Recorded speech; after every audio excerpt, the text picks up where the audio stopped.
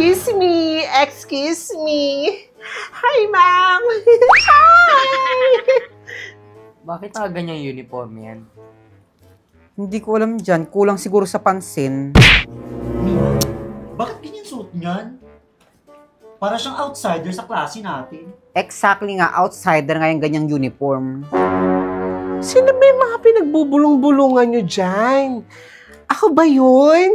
Nagagandahan ba kayo sa akin? Pasensya na kayo ha. Kung pinasok kayo ng maganda sa classroom nyo. Pare-parehas lang kasi kayo ng hulma ng muka eh. Mga pangit. Hindi to tungkol sa maganda o ano pa. Ang pinag-uusapan dito, dapat marunong ka sumunod sa policy ng eskwelahan na to. Ano ba ang pinuputok ng mga butsinyo? Porkit ba iba ang uniform ko? Hindi nga bagay sa akin ang uniform nyo. Kasi mukha kayong matapang na langgam. Oh my God. Ang papangit nyo kasi. Sorry. Mimi, lagi mong tatandaan, okay lang na maging matapang na langgam, pero yung kulay ng suot ng uniform mo, para kang antik na matapang na pulang langgam. Yes! Sumasagot pa yung shih tzu mong alaga. Ang dami namang koto sa ulo. Ay, aso! Aso namamagat! Ito na, yung pang ano ka. Ay, aso! May rabies! Ew. Dahil mga bagsak ang mga grades nyo, Mimi, kagrupo mo sila Mima.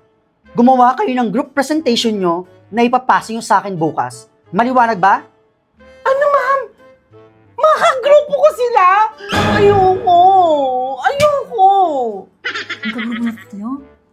Kagrupo daw natin to? Ewan ko dyan. Tao po! Sino yan? Gagawa pa tayo group presentation Anong ginagawa niyo dito sa bahay namin? Paano niyo nalaman yung bahay namin?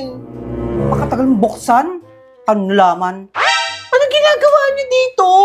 Nag-group presentation tayo!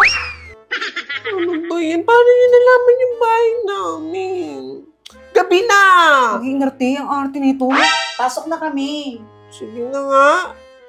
Thank you. Hindi naman maganda yung arte-arte.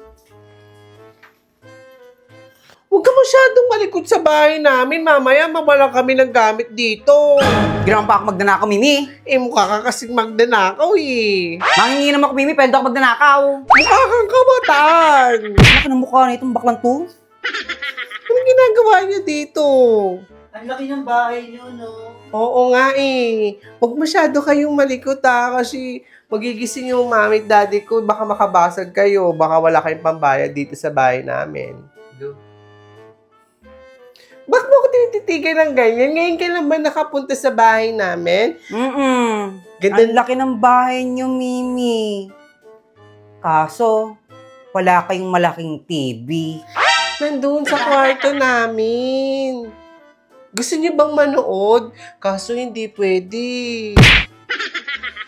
Ganda ng bahay namin, no? Kasing ganda ko. Sana all maganda. Naiingit ka, Mima? Hindi. Ang ganda ng bahay niyo, pero wala namang kayong rep. Oo nga eh. Sa susunod na lang. Tsaka paano mo nalaman? Wala akong nakikita eh. Bakit kayo may rep ba kayo? Wala. Nakikitago lang kami kala Kikay. Kilala mo ba si Kikay, Mimi? Oo, parang familiar sa akin yung kikay na yun. May pagkakahawig nga kami nun. Yung pamilya lang naman nila ang kumain ng hotdog na pinatago ni Aling Bidang.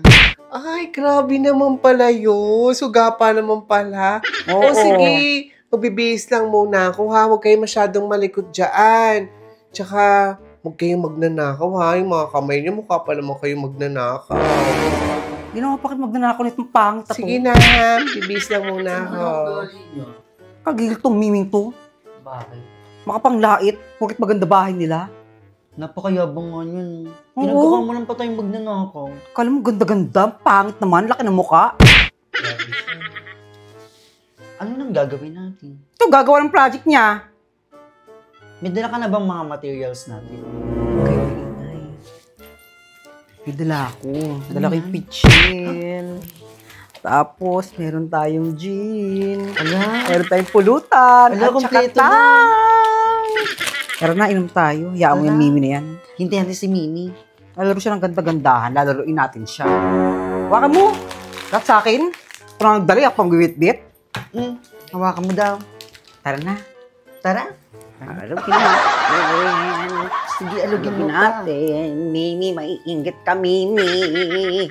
Baso nila Mimi, oh. Siya lang ng Ang baso na ganda itong ng babaeng baso. to. Naman talaga.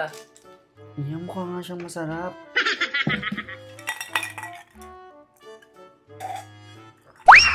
Ang sarap. Ingay. Baka nandiyan si Mimi. Ang sarap niya. Anong ginagawa nyo? Ano yan? Bagay na, Mimi. Bakit rin. Gising na. Gising na. Ayoko na, lasing na ako, Mima. Bakit naginom kayo sa bahay namin? Tagayan mo na to, Mimi, oh. Nangyari ako kay Mami at Daddy.